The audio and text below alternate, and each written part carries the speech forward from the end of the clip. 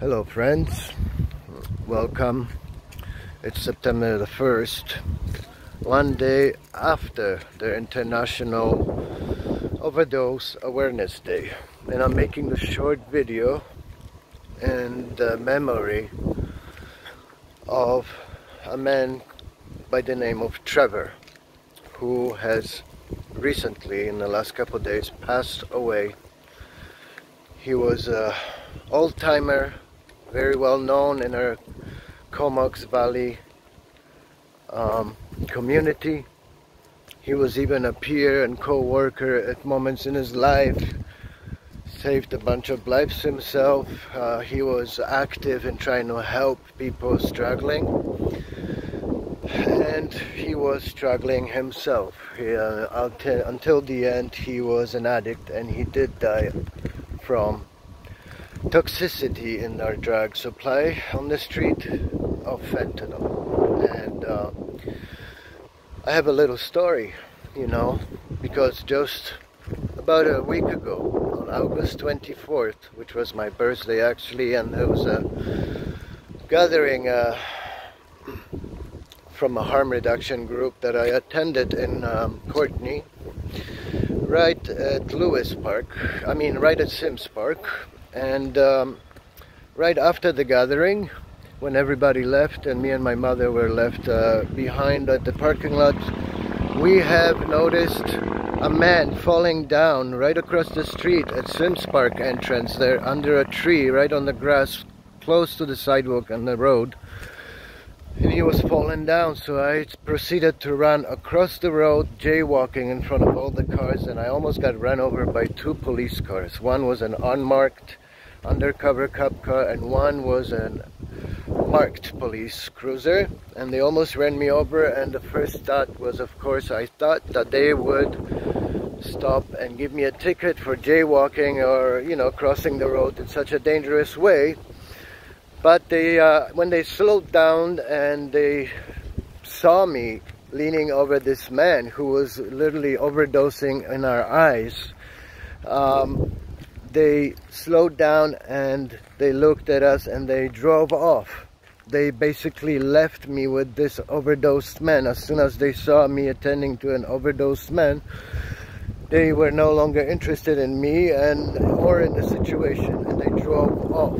Now Trevor had a big cut on his head, and also he was overdosing from fentanyl. As soon as I attended to him, I asked him if he was overdosing from fentanyl at this moment, and he said, yes, I am. And I saw this purple residue on the bottom of a can on top of his shopping cart there, so I knew it was the purple fentanyl that most likely took his life, as well as many others. Now, I was watching closely, people's reports on the Comox Valley outreach page and other pages related to our community, harm reduction groups. And people were reporting a lot of overdoses in the last week in Courtney, a lot, and there was a panic. And I heard reports that the next day, the 25th and the 26th of August, more people overdosed at Sims Park, and Trevor was one of them. On the 25th or 6th, I believe, 3 people overdosed at Sims Park washrooms, public washrooms there, where 2 people have dropped inside the bathrooms, and one managed to get outside where he collapsed. And then the paramedics intervened, from what I heard, and there was no longer any news from that. Now, there was another report saying that police attended to overdose calls in the area somewhere in downtown Courtney, and there was a bunch of people this time overdosing and nodding out. And the police, after they arrived at the scene, they have themselves decided and called off the paramedics. They called off the paramedics and left the scene, saying, leave them to help one another. Basically, that was the comment that was reported. Now, some people were confused and asking, isn't the police responsible for for attending to the scene, for knowing how to administer, you know, first response and how to administer naloxone and everything. Aren't they supposed to serve and protect? Yes, they are supposed to serve and protect. If the police would have stopped that day on August 24th, when me and Trigger, buddy from the street, we were helping Trevor in his overdose, and we left him alive.